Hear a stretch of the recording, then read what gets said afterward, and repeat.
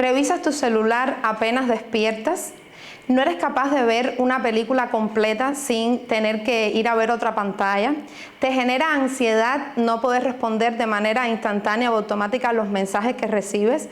Con estas preguntas a modo de checklist de hábitos digitales saludables, comenzamos este espacio que hemos titulado Entre likes y silencios, entre el riesgo y el recurso, del scroll al control, un espacio para dialogar sobre redes sociales y pantallas en el día de hoy. Bueno, pues tenemos la dicha de contar con la doctora Saily Velázquez. Mi nombre es Ania Almeida Vázquez y ambas vamos a tener el placer de dialogar sobre este importante tema. Bienvenida, Saily. Muchas gracias, Ania, por permitirme compartir contigo este espacio. Bueno, este espacio lo hemos creado a propósito del Día de la Psicología en México y abordaremos en este espacio de diálogo entre ambas colegas pues un tema central, poniendo el foco en el análisis de lo que las redes sociales y las pantallas nos dan y también lo que nos cuestan. Sean todos y todas bienvenidos, síguenos.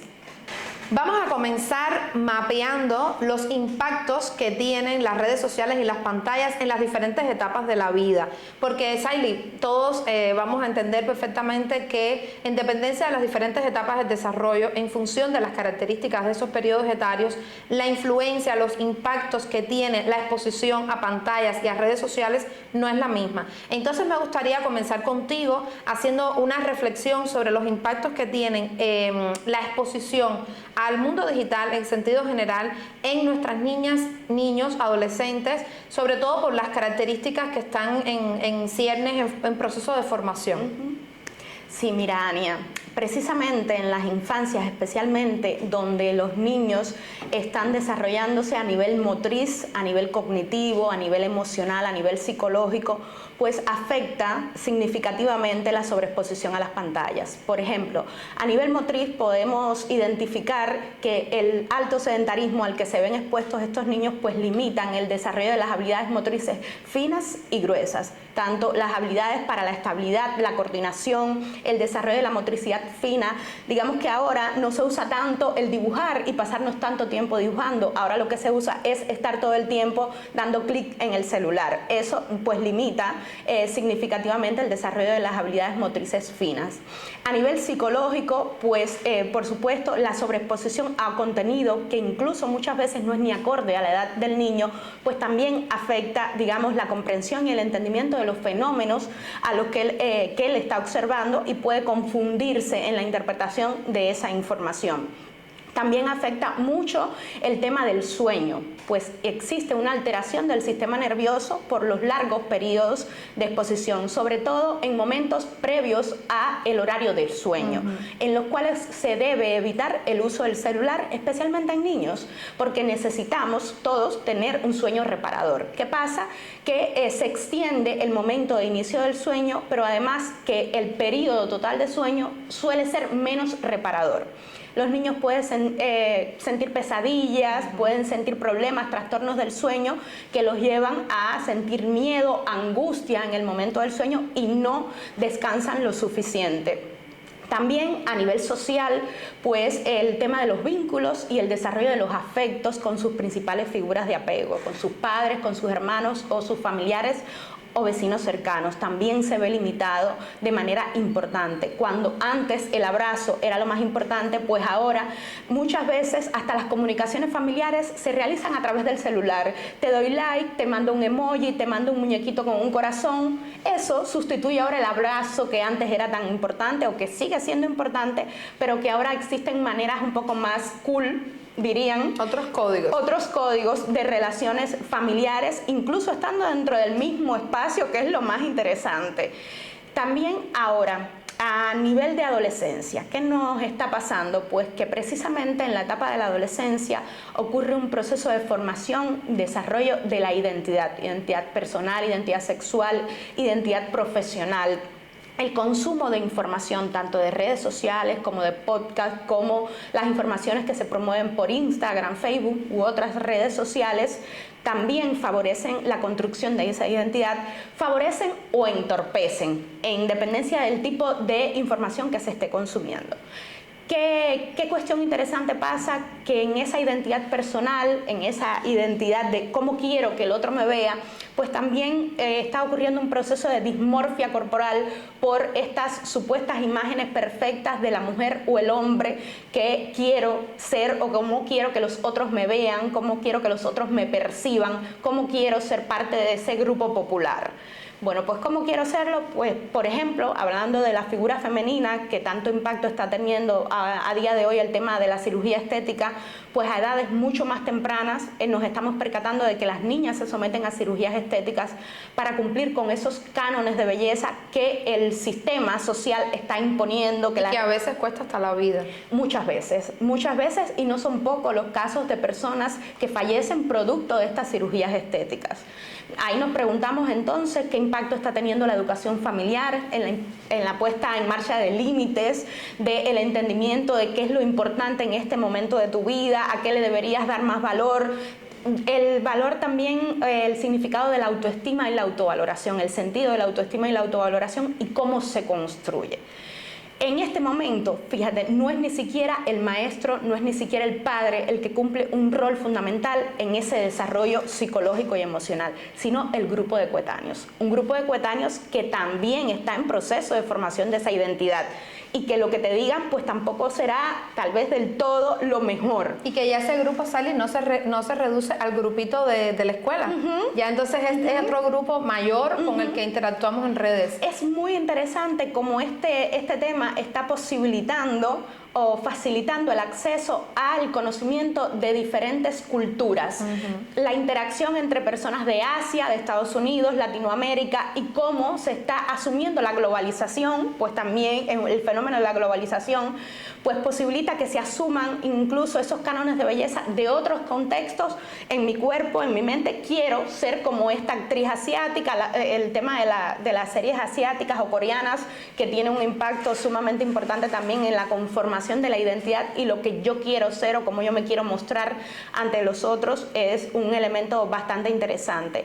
De hecho, encuestas en México han demostrado que pues los jóvenes, los adolescentes identifican que no está favoreciendo su desarrollo el excesivo consumo a las redes sociales. Ellos mismos se están percatando de que no favorece, pero tampoco lo dejan de hacer. Es que hay muchas investigaciones que están correlacionando la percepción de bienestar y el sentido de felicidad o sentirme satisfecho conmigo mismo con el tiempo de exposición a las redes sociales. Especialmente hay investigaciones con Instagram que están marcando correlaciones muy alarmantes con esta percepción de satisfacción con uno mismo, de bienestar, porque justamente al estar expuesto, como tú explicas, a esos cuerpos perfectos, por ejemplo, vamos a hablar a seguir con la adolescencia, y yo estoy en este momento en que necesito sentirme aceptado, validado por el grupo, y de repente mi imagen corporal, mi autoimagen corporal no tiene nada que ver con esos modelos ideales.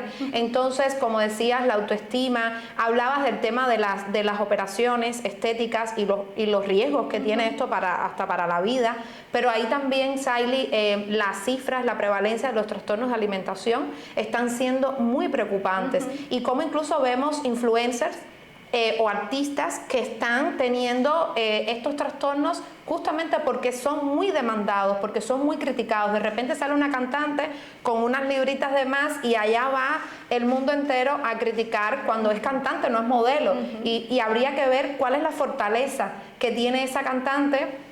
Podríamos poner cualquier ejemplo, pero vamos a hablarlo en genérico, para recibir esa avalancha de críticas negativas. Y cómo gestiona esto, cómo lo lleva, si se va a hacer una operación o tiene un trastorno de alimentación o desemboca en un trastorno de alimentación o sencillamente lo afronta adecuadamente. Muy interesante todo esto, Saily. Son temas muy complejos que darían cada uno para un webinar específicamente. Pero bueno, vamos a seguir profundizando. Saily ha comentado de impactos en los niños y en los adolescentes. Pudiéramos pensar o pareciera que los adultos pues tenemos un poquitico más de control o somos más autónomos o de alguna manera podemos ser menos vulnerables a toda esta influencia, y realmente no es así. A pesar de que efectivamente los impactos son diferentes, podemos demostrar que hay muchas maneras en las que esta exposición al mundo digital nos está afectando. Y todos lo vivimos, nosotras también, por supuesto, y todos. Vamos a empezar por el primero, Saily. Burnout digital. Esta sensación de fatiga que probablemente todo el que nos está escuchando ha sentido en algún momento, esto no puedo más porque son constantes mensajes, no sé cuántos grupos de WhatsApp, correos, cosas que tenemos que responder instantáneamente, o sentimos la exigencia, y a veces es autoexigencia y otras veces es una exigencia externa. Del entorno, y de repente hace 5 minutos te mandé un mensaje y no me has respondido, o me siento urgido de responder en un grupo de WhatsApp de compañeros donde alguien dijo algo y se supone que yo tengo que reaccionar al instante. Se vuelve también un mecanismo de control en las relaciones de pareja y relaciones familiares muy Vamos a las relaciones de pareja, que ese es un megatema. Pero en el ámbito laboral, por ejemplo, ¿cómo es un mecanismo también de control, ¿no? De dónde estás, por qué no respondes, por qué. Entonces, este burnout digital nos está afectando muchísimo. Hay una hiperconectividad o una hiperexigencia a estar conectados, que también tiene que ver con este algoritmo, y también un proceso de validación muy interesante. Que se produce entre si yo genero más likes, si yo genero más contenido, si yo soy más popular en redes sociales, yo tengo más valor, ¿no? Sí. Entonces hay un proceso en el que la persona está constantemente esperando tras una publicación cuántos likes, cuántos comentarios, cuánta interacción genero, y entre los colegas se produce también un proceso de competencia, ¿no? En el plano profesional hablando. Ahora vamos a las relaciones más cercanas. Entonces, esto por una parte el burnout digital y la sobreexigencia y la hiperconectividad. Vamos a las relaciones más personales. Seguramente, Saily, bueno, hemos constatado en la vida, y hay investigaciones que lo resaltan, las relaciones de pareja que mencionabas.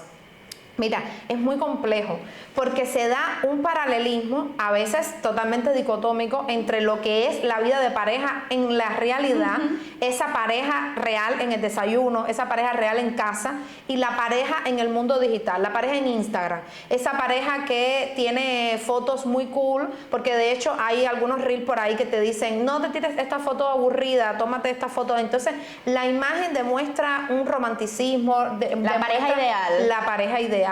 Entonces hay una disociación entre la vida real y el mundo digital. Una desconexión total porque no se manifiestan, digamos, realmente lo que se está viviendo, lo que se está sintiendo. Y es este proceso de que muestro en redes la vida ideal, la vida que quisiera, o la vida bien vista socialmente, y al interior del hogar pues no sabemos cuántos conflictos hay que de hecho ni se hablan, porque estamos entretenidos precisamente en el desayuno mirando el celular y mirando las noticias de otros. Entonces esa desconexión no es solo con la realidad, sino la desconexión también al interior de la familia. Y entonces, ¿qué vemos en Instagram, en Facebook y en todo? Bueno, esas parejas perfectas, ese modelo ideal. Ahora, otro temita ahí en las parejas, Saily, que seguro has observado, y las investigaciones también lo describen como modo de relacionarnos en redes, el tema de la validación de la pareja. O sea, si no publicas conmigo, si no me publicas en tus redes, entonces no me estás validando ante la sociedad.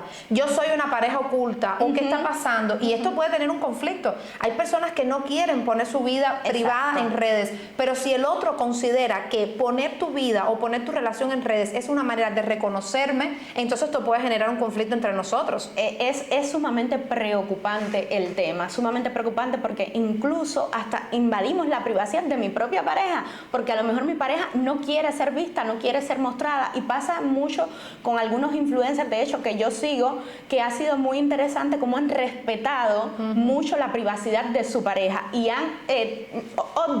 obvian esa parte de su vida y se concentran en su contenido. Y eso se cuestiona y a veces. Lo cuestionan muchas personas, puede ser muy cuestionado también, porque en otros casos, pues la vida que se necesita mostrar, o que yo quiero mostrar, o que digamos que el mostrarle al mundo que yo soy una persona de éxito y que me he realizado personalmente o en mi relación de pareja, es mostrar también a esa pareja en un establecimiento de vínculos que a veces no son los reales. ¿Y qué pasa con el el celo, con el acoso. Los likes a otras personas que no son mi pareja. Exacto. ¿Cómo es que tú estás siguiendo a esta persona? ¿Por qué le comentas? ¿Por qué le das un like? ¿Por qué le das un me encanta? ¿Qué está pasando con eso? ¿Y qué pasa entonces también con la infidelidad simbólica? Sí. ¿Hasta dónde yo soy infiel cuando yo me estoy comunicando, estoy chateando con otra persona? ¿Cuándo brinco un límite en el que ya no es una simple conversación y ya yo estoy rompiendo un pacto de exclusividad? Entonces son muchos temas y ahí solamente cerrando esta parte del impacto en esta etapa de la adultez, cómo definitivamente las relaciones están muy digitalizadas y cómo a veces lamentablemente existen rupturas entre lo que ocurre en la vida real y lo que estamos mostrando en ¿Sabes? redes. Hay una cosa que está pasando y es el tema de que se está usando también el internet o el consumo de redes sociales o la información tecnológica para evadir sentimientos como por ejemplo la ansiedad, la tristeza, la depresión o la soledad, y se encuentra entonces en el consumo de la red social o lo que esté mirando, que me guste mirar a mí en mi celular, pues en ese momento en el que se me eleva la dopamina porque siento un placer momentáneo, y cada vez que me siento triste, pues lo que hago es coger mi celular y ver redes sociales y ver las vidas perfectas de otros. Y sobre eso, Saily, me calma.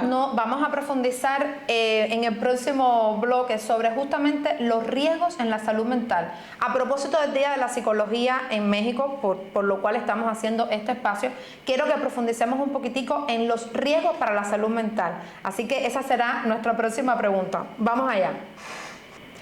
Entre el riesgo y el recurso, Saily, yo creo que vamos a hablar un poco del equilibrio, porque tampoco nuestra intención es mostrar o hacer una satanización de esto, ¿no? De las redes, de la tecnología, de las pantallas. No.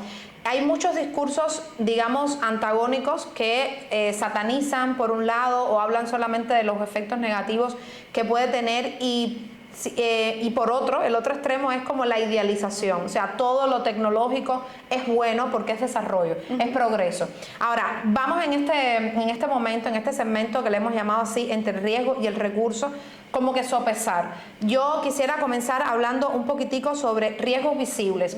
Hay un fenómeno muy interesante que ya lo hemos mencionado de alguna manera, que es la comparación, pero quiero centrarme un poquitico en explicar este fenómeno para que entendamos ¿por qué se producen estos efectos? O sea, ¿cuál es el mecanismo psicológico que se activa cuando nosotros estamos expuestos a las redes? Y es que nosotros vamos a comparar, o sea, no lo hacemos conscientemente.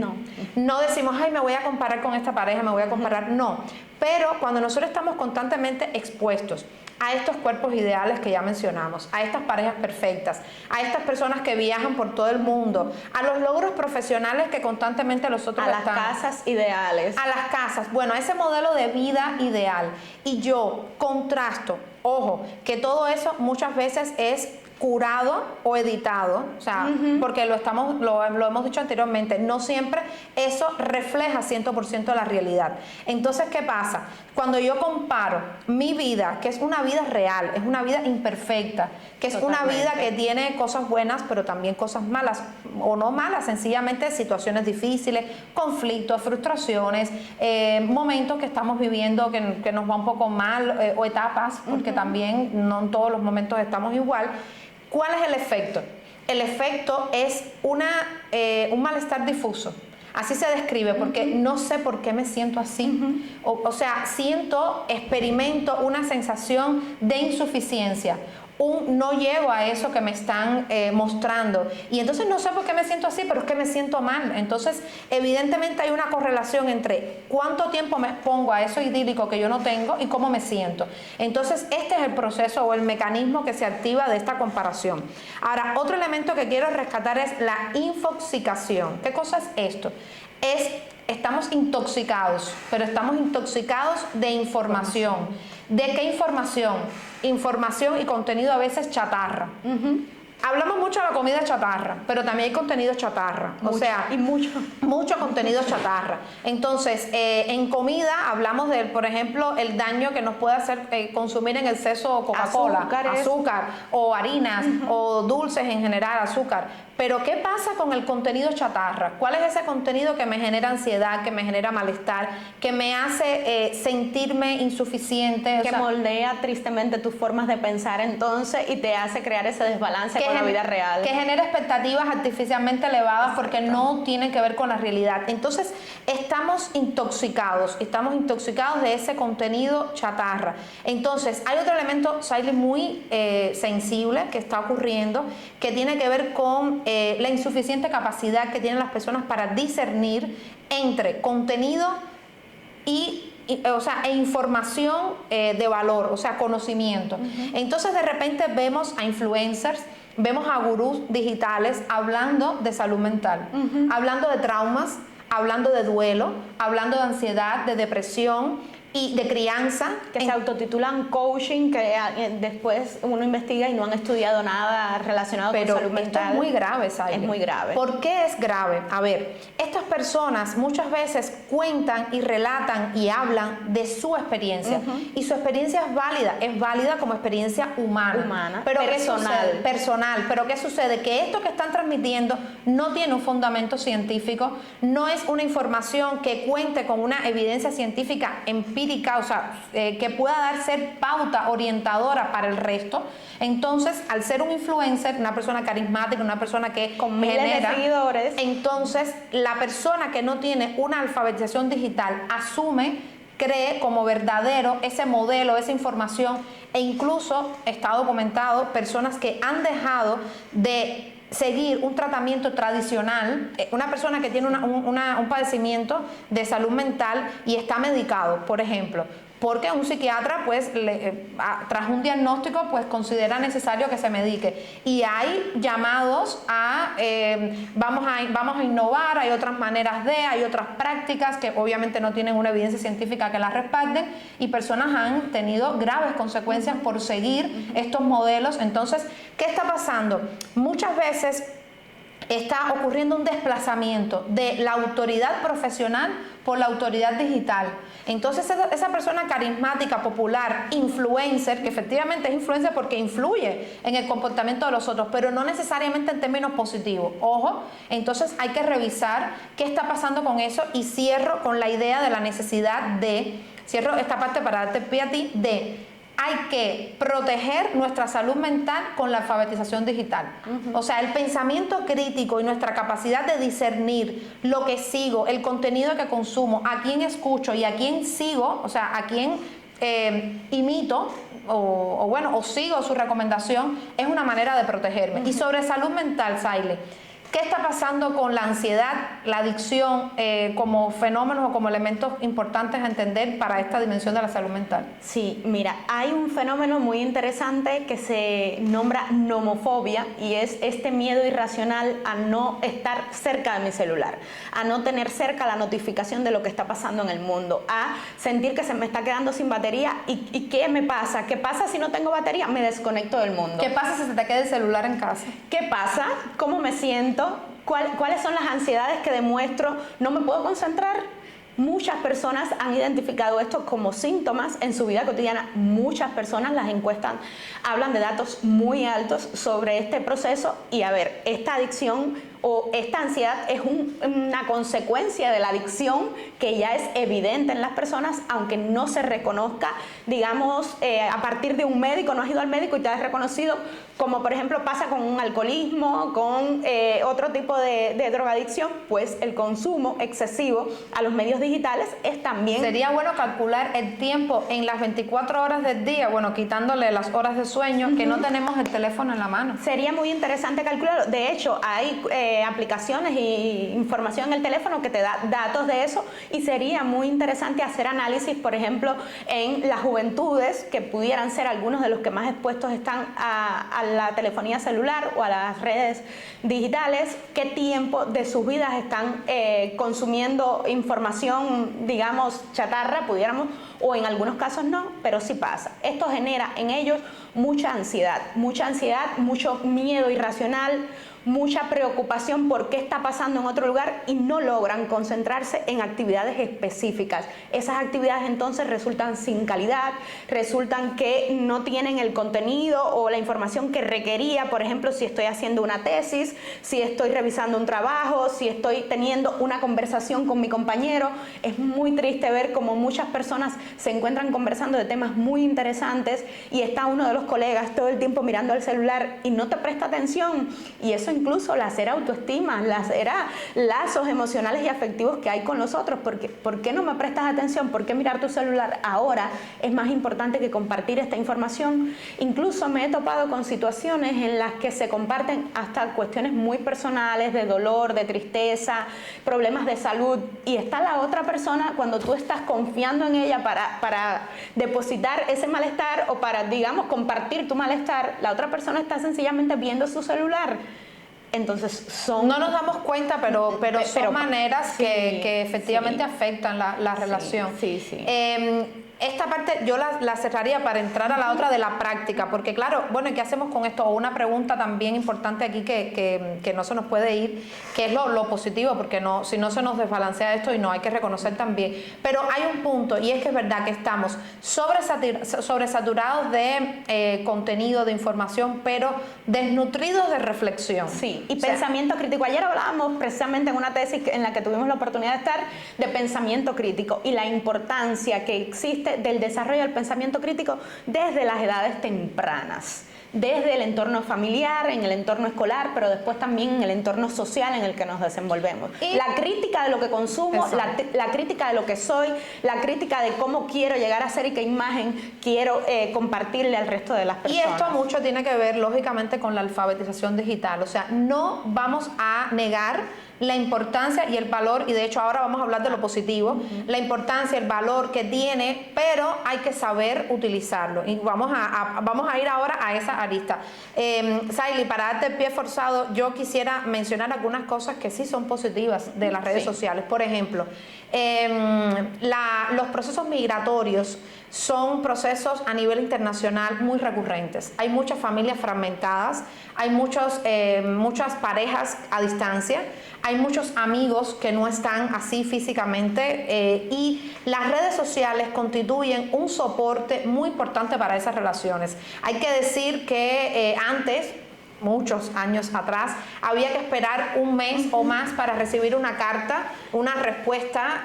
Hoy por hoy tenemos una comunicación instantánea, tenemos una comunicación que trasciende el texto y que pasa de audio a vernos, y evidentemente podemos sostener relaciones humanas cercanas a distancia. Yo quiero resaltar esto como un valor importante, sobre todo para quienes hemos estado lejos de personas significativas, de familia, de pareja, de amigos. Contar con estas redes sociales realmente ha sido y es hoy por hoy una tabla de salvación para muchos momentos. Seguro. Fíjate, el tema de los procesos migratorios y el contar con estas redes ha sido sumamente valioso específicamente para este tipo de población, pero también podemos hablar de poblaciones como las poblaciones de LGBTI, que son poblaciones muchas veces marginadas, muchas veces excluidas, y han encontrado también en las redes sociales espacios de sentimiento de pertenencia a un grupo que se identifica también con sentimientos como el mío. El tema también de los adultos mayores que viven en soledad, encuentran espacios en las redes sociales también donde compartir con personas que tienen sentimientos parecidos a los de ellos, agotamiento emocional, sentimiento de minusvalía, sentimiento de que ¿dónde está mi familia? Me siento solo, y hay espacios en las redes sociales o se crean grupos también para compartir esas experiencias. Ahí con los adultos mayores, o bueno, personas así, adultos mayores, no tiene que ser mayor ya cuando estamos hablando de ancianidad, pero esto, por ejemplo, cómo se han reencontrado grupos, por ejemplo, de generaciones de escuela, o de trabajos que ya están jubilados, pero que a través de estos grupos de WhatsApp se han reencontrado, o contactos personales, y son importantes redes de apoyo, como dice Saily. Hay muchos adultos mayores que viven en soledad, a veces en soledad, en compañía, que es mucho peor, y encuentran en esto un apoyo. También quiero resaltar el tema de la solidaridad. Sí, ha habido muchos momentos a nivel internacional en los que las redes sociales han servido de apoyo, de soporte, de llamado a la acción y de convocatoria, ¿no?, a hacer algo necesario, apoyar ya sea una persona, a un grupo, a una comunidad, y ha habido una respuesta. Otro elemento que yo quiero resaltar en positivo es la oportunidad que tienen las redes sociales para hacer un espacio de aprendizaje, sí, de crecimiento, de formación continua, porque si nosotros sabemos distinguir entre el contenido chatarra del contenido valioso que sí hay en redes sociales, yo he tenido la oportunidad, como seguramente muchos otros, de formarme y de desarrollar habilidades actuales muy importantes de manera gratuita, gracias a acceder a determinados entornos digitales. Pasa también, mira, otro grupo también muy interesante es el grupo de las personas que entran dentro de ese llamado grupo de personas con neurodivergencias, personas con trastorno del espectro autista, personas con trastorno de distractibilidad y atención, y este tipo de personas han encontrado muchas veces diagnósticos, por llamarle así, o por ejemplo explicaciones a lo que sienten dentro de redes sociales, dentro de podcasts de psicólogos muy bien formados, dentro de espacios informativos en redes sociales, y hay veces que reviso comentarios porque son muy interesantes las lecturas que como psicólogos pudiéramos hacer de los comentarios de los productos digitales, y encuentras como espacios de tranquilidad y paz después que la persona identifica un contenido con el que se siente una conexión real y siente que le ha aportado y siento que ha aprendido. Pienso en, por ejemplo, algunos de los podcasts como el podcast de Jordi Wild o Claudia Nicolasa, que son psicólogos españoles que tienen espacios muy enriquecedores de información muy interesante, en la que realmente las personas que acuden ahí son personas en busca de aprendizaje y conocimiento. Es que como mismo hay contenido chatarra, también hay contenido de valor. Entonces, si sabemos discernir una cosa de la otra, efectivamente podemos encontrar espacios que tengan un impacto favorable en nuestro bienestar. Y por último, para pasar ya a la práctica, yo diría que también el escenario de redes sociales es un escenario de oportunidad de crecimiento. Por ejemplo, podemos encontrar oportunidades laborales, podemos expandir nuestros horizontes. Hoy por hoy el trabajo, mucho trabajo no tiene fronteras, y podemos estar en México y trabajar para España, para Estados Unidos, para Inglaterra, para Brasil. O sea, no hay fronteras cuando sabemos emplear y utilizar estas plataformas digitales. Así que no, para nada vamos a establecer un equilibrio, no vamos a satanizar. Sí hay mucho efecto negativo, pero también hay mucha oportunidad y espacio de valor. Así que vamos a la práctica, y ahí te invito en el siguiente bloque de contenido, ya llegando un poquito al final, luego de hablar de los efectos, de los impactos negativos y también de lo positivo, ¿cómo podemos hacer en la práctica? Y ahí vamos en el siguiente bloque. Si nos has seguido hasta aquí es porque definitivamente este tema te interesa, y creo que esta es una de las partes más interesantes, porque ya hemos hecho un recorrido sobre los riesgos, sobre los impactos, también hemos rescatado las cosas positivas, pero ¿cómo vamos a pasar ya del scroll al control? O sea, ¿cómo podemos aprender a manejarnos y a relacionarnos en este mundo digital de manera saludable? Porque claro, a veces las personas es que no saben, y por eso hablamos de la alfabetización digital. No es que quieran hacerlo mal, no es que quieran ese efecto negativo, es que hay que aprender. Entonces, en ese sentido, Saily, me gustaría que pudieras compartir algunas rutinas de autocuidado, algunas herramientas que nos puedan ayudar a pues tener una vida más saludable en estos entornos digitales. Sí, mira, hay un término bastante interesante que se llama los ayunos digitales. Muchas de las primeras cosas que hacemos al levantarnos es precisamente tomar el celular y actualizarnos de lo que ocurrió en la noche anterior o en la mañana. Pues precisamente este tema de los ayunos digitales, es decir, estar un tiempo prolongado en la mañana, después que nos levantamos, sin tocar el celular. Únicamente disfrutando de ese desayuno, disfrutando de nuestra pareja, disfrutando de nuestra familia y haciendo las cosas que cotidianamente tocan, pudiera ser una de las estrategias. Vamos a hacer un correlato ahí entre, no es el ayuno intermitente, bueno, que tanto sale. Ayuno de digital, o sea, de teléfono. Es verdad que nos levantamos a veces y es como una compulsión, automática. Es una compulsión a tomar el teléfono. Entonces, muy bien, vamos a ir tomando nota. Ayuno, bien. Sí, mira, hay otras prácticas muy interesantes y de hecho muy efectivas que se han comprobado en la psicología son los ejercicios de respiración. Cuando sintamos que estamos en esos momentos de ansiedad o angustia, practicar ejercicios de respiración y no acudir al celular como mecanismo de liberación, sino practicar ejercicios de respiración que me reconectan conmigo misma, con lo que estoy sintiendo, qué parte es la que siento que me duele, que me angustia, qué es lo que realmente está pasando en mí. Muchas veces no nos tomamos el tiempo de sentirlo y vivenciarlo. La práctica, por ejemplo, del mindfulness puede ser también muy efectiva. El hecho de la escritura terapéutica, que se ha olvidado mucho, pero el hecho de escribir esos malestares, de escribir esos sentimientos o esas cosas buenas o esos proyectos de vida que tengo, puede ser también una alternativa o una manera también de evadir un poco el uso excesivo del celular. Pueden ser algunas de las estrategias que pudieran usar las personas. Muy bien, esto que decía Saily del ayuno digital matutino, mire, es que está demostrado que esa primera media hora después que despertamos es tan importante y tiene un efecto tan fuerte en la manera en que vives el resto del día, donde es muy recomendada la meditación, como decías, la respiración, porque para conectar con tu presente, o sea, con tu cuerpo, con tus sensaciones, para también atraer cosas positivas, tener pensamientos positivos que te hacen practicar el agradecimiento. El agradecimiento, o sea, mirarte al espejo, decirte cosas bonitas, o sea, parecieran cosas tontas, pero no lo son.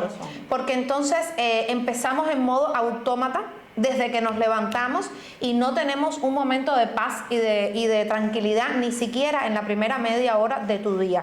Entonces, para seguir con las rutinas de autocuidado, voy a reforzar lo que comentabas de esta desconexión programada. O sea, es que efectivamente, de manera consciente e intencional, yo tengo que tener momentos en el día en los que me desconecto. O sea, ¿cuáles pueden ser esos momentos? Por ejemplo, este que acaba de mencionar Saily, al despertar, no me voy a conectar automáticamente despertando, pero por ejemplo, Saily, hablabas del mindfulness, cuando se habla también de la alimentación intuitiva y del mindfulness, se habla de la necesidad de conectar con tu cuerpo en un momento presente en el que estás comiendo, pero no estás disfrutando del comer, pareciera que sí, pero no estás ni teniendo conciencia de la cantidad de comida que comes, de lo que estás comiendo. En los gimnasios, Ania. Ahora vamos al gimnasio, del ritmo con que comes, por ejemplo, si comes muy rápido, si comes. Entonces, tenemos que desconectarnos de estas pantallas en esos momentos de comida.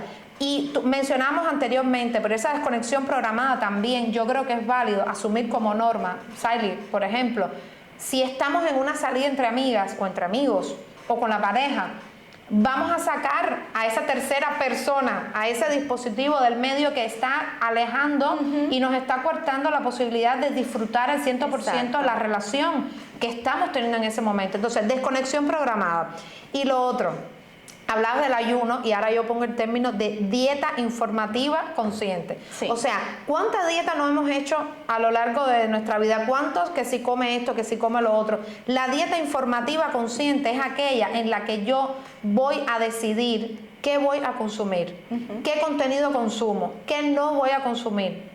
Entonces yo tengo que ser capaz de discernir entre lo que sí y lo que no. Hay una buena pregunta que se pudieran hacer las personas que nos estén viendo es ¿cómo me siento cuando consumo el tipo de información que me gusta ver? ¿Cómo me siento? ¿Qué me aporta esa información? ¿Realmente cuánto, favorece mi vida cotidiana, en cuánto ayuda a mi vida cotidiana, pero además cuánto tiempo de mi día le estoy dedicando a eso? Hay un detalle con el tema de las infancias y adolescencias, es que las investigaciones están sugiriendo que en niños menores de 5 años se le, pongan límites de alrededor de 1 hora máximo al día de exposición a la telefonía. Y en niños mayores de 5 años, pues máximo 2 horas. Ya en las adolescencias, pues habría que hacer análisis mucho más críticos y sobre todo también que los padres no dejen de observar qué está viendo tu niño en esa red social. La mediación de ese consumo por parte de la familia es muy importante.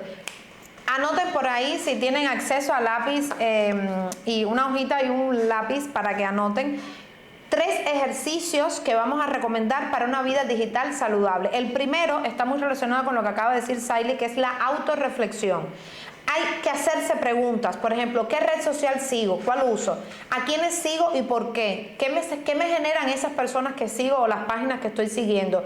¿Qué efecto genera en mí? Ese es un primer nivel. A veces parece muy sencillo, pero a veces, o la mayor parte de las veces, seguimos a cualquier cantidad de personas, contenidos, páginas, y no nos detenemos a pensar por qué estoy siguiendo a esa persona, y el algoritmo me va a ir presentando contenido de esa persona, amén de que genere en ti un efecto negativo. Segunda tarea, limpieza digital. Hay que limpiar la casa, pero también hay que limpiar tus redes sociales. Esa limpieza digital implica que revisemos todo lo que seguimos, que dejemos de seguir todo lo que nos está provocando malestar. Y hágase la siguiente pregunta: si usted abriera ahora mismo su cuenta, ya sea en Facebook, en Instagram, donde sea, por primera vez ahora, ¿a qué personas seguiría? ¿Quiénes serían realmente a los que seguiría? Y así pensar en todo lo que dejaría de seguir. Y último, reto de 24 horas sin pantallas. No tiene que ser seguida las 24 horas para que no le cree mucha ansiedad, pero mire, por ejemplo, si usted 3 momentos del día no usa pantalla, al despertar, cuando come y antes de dormir, como decías, 1 hora, a lo mejor no llegas a 24 horas seguidas, pero a lo mejor en la semana vas sumando horas en las que tú estás 100% consciente y presente en lo que estás haciendo. Otra, una interacción presencial sin pantalla. Esto es, asumir como norma en la pareja, por ejemplo, cuando salimos no hay pantallas, o en las relaciones de amistades, cuando salimos no hay pantallas. Bueno, pues podemos tomarnos una foto, no hay problema, pero no es lo mismo tomarse una foto, hacer una captura, que estar... Que enajenarse en el celular por horas y horas y horas. Efectivamente. Y empezar a seguir 3 cuentas que generen o que sean de un contenido positivo o un contenido de valor, porque lo que comemos es lo que somos, pero también lo que consumimos es lo que somos. Entonces vamos a empezar a seguir 3 cuentas de valor. Aquí, 3 tareas que dejamos para que nos están viendo, que son muy saludables para su vida digital. Y ya con esto vamos cerrando. Esperamos que esté siendo de valor esto que estamos compartiendo y sobre todo que lo puedan poner en práctica. Saily, ha sido un inmenso placer compartir este espacio, dialogar sobre un tema altamente relevante, muy profundo, muy polémico, que ameritaría muchísimo contenido para generar, pero yo quiero cerrar con que el mensaje que hemos querido transmitir, ponderando lo positivo, lo negativo y también dando herramientas para quienes nos escuchan puedan transformar o comenzar a transformar su relación con el mundo digital, es que nuestro mensaje sería que no idealicemos a la tecnología, que no idealicemos todo lo que en ese entorno digital encontramos por ser, novedoso, por tener, o por ser símbolos de progreso. Ya no podemos idealizar, pero tampoco podemos satanizar y podemos pensar que todo lo que allí encontramos o siempre nos va a afectar. Desarrollar el pensamiento crítico. Exacto, es muy importante tener esa criticidad, hacernos preguntas sobre qué consumimos, por qué lo consumimos, de qué manera lo hacemos, esas preguntas que nos llevan a pensar críticamente qué estamos haciendo en ese mundo, va a ser muy saludable. Y yo pienso que lo más importante aquí sería que habitemos este espacio digital con conciencia. Sí. Más que nada, hay que habitarlo, porque al final forma parte de la vida actual, en el siglo XXI, hay que habitarlo, pero hay que habitarlo con conciencia.